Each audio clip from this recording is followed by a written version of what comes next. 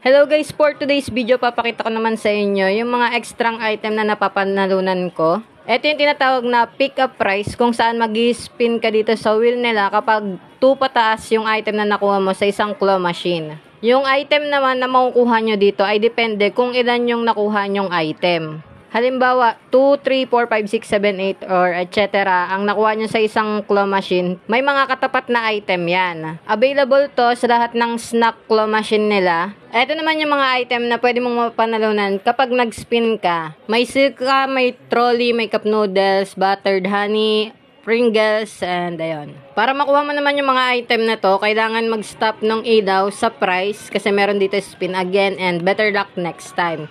Kapag nag-stop siya sa price, makukuha mo yung item.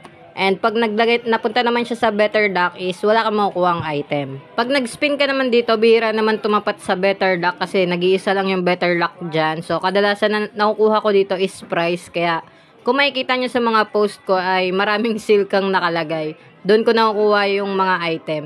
Ang mga nakuha ko na nga dito sa spin ay yung silka, trolley, Pringles, cup noodles, may tissue pa nga dyan dati. Tapos may nakuha pa akong chocolate niyan. Kaya pag marami kayong nakuha sa mga claw machine, huwag nyo kalimutan mag-spin dahil sayang din yung item na pwede nyo pang mapanalunan. Yun lang guys, thank you for watching and goodbye!